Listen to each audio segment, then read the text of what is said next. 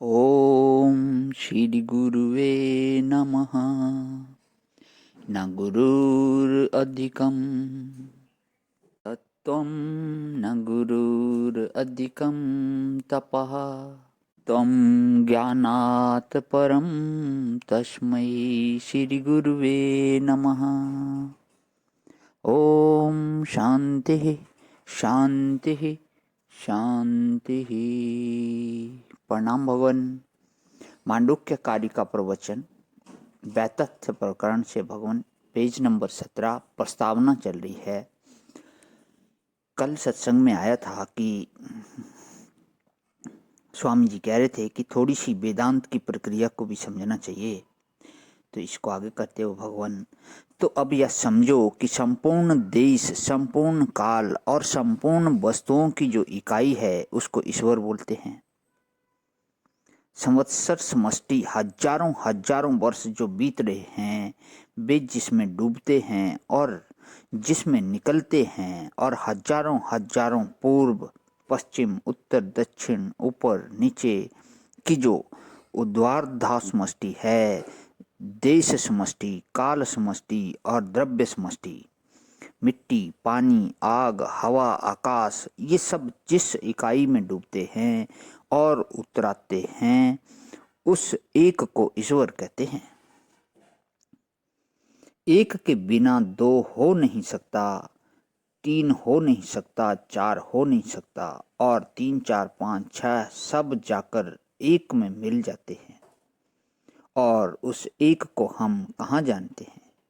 अंतःकरण में ध्येय रूप से, कल्पित रूप से जब वह आता है, तब उस एकत्व व छिन्न चैतन्य और अंतःकरण व छिन्न चैतन्य दोनों की जब एकता होती है, माने ईश्वर जब हमारे अंतःकरण में आरूढ़ होता है, तब हमको ईश्वर का ज्ञान होता है।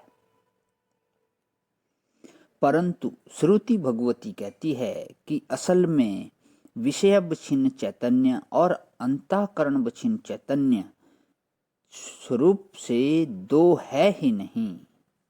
अब इसको आप ऐसे देखो, रज्जु में एक सर्प दिख रहा है तो सर्प तो भ्रांति से दिख रहा है, क्योंकि रज्जु ठीक ठीक नहीं दिखी, इसलिए सर्प दिख रहा है। तो सर्प का रज्जु के साथ तो कोई संबंध नहीं है, रज्जु में वह तो है ही नहीं। अब जो रज्जु में दिखने वाला सर्प है, वह शुद्ध रूप से हमारी वृत्ति में है कि नहीं? हाँ भाई, वह शुद्ध रूप से हमारी वृत्ति में है, रज्जु में नहीं है। तो वहां सर्पावच्छिन्न चैतन्य और अंतःकरणवच्छिन्न चैतन्य बिल्कुल एक हैं कि नहीं? वहां सर्प नाम का विषय अलग है ही नहीं। अब इसी प्रकार समझो कि जिसको हम एक बोलते हैं, वह हमसे अलग नहीं है। एति इति एकः एति व्याप्नोति, माने जो सब में व्याप्त होता है उसको एक कहते हैं।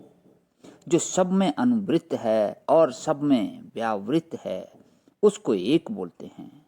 अब यह जो एकत्वावच्छिन्न चैतन्य है और अंतःकरणवच्छिन्न चैतन्य है, इन दोनों को महावाक्य अयम आत्मा ब्रह्म, तत्वम असि, प्रज्ञानम ब्रह्म एक बताते हैं।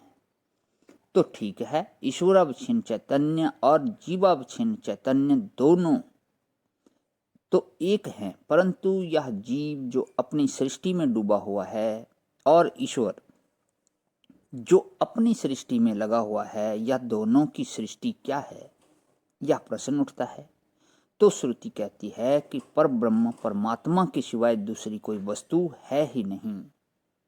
अच्छा जी, श्रुति की बात क्यों कहते हैं? इसलिए कि सारे प्रमाण अपने अपने विषय में बहादुर होते हैं। बहादुर माने बृहद उरो अश्य, अर्थात जिसकी छाती चौड़ी हो, अथवा बृहत भारम वहति उरो अश्य, जो अपनी छाती पर बहुत बोझा ले ले, वह बहादुर है।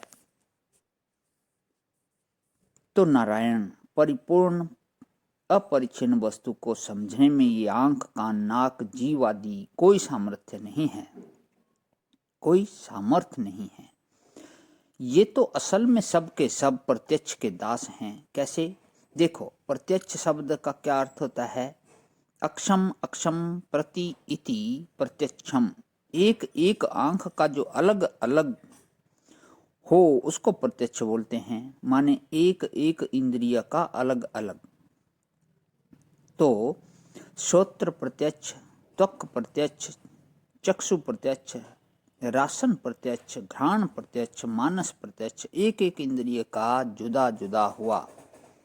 अब ये पूर्ण वस्तु को लखाने में समर्थ नहीं है और सब प्रत्यक्ष से पूर्णता देखी नहीं जा सकती, तो अनुमान भी नहीं हो सकता, क्योंकि अनुमान तो प्रत्यक्ष का गुलाम है। व्याप्ति ग्रह प्रत्यक्ष से होता है और तभी अनुमान होगा। तो इसमें भी यह बात जानना, कारण को देखकर कार्य का अनुमान, कार्य को देखकर कारण का अनुमान और सामान्य रूप से संबंध देखकर अनुमान, ये सारे के सारे अनुमान प्रत्यक्ष मूलक हैं और प्रत्यक्ष फलक हैं। अनुमान से जो चीज जानी जाएगी उसका भी प्रत्यक्ष होगा और बिना प्रत्यक्ष के अनुमान होगा नहीं।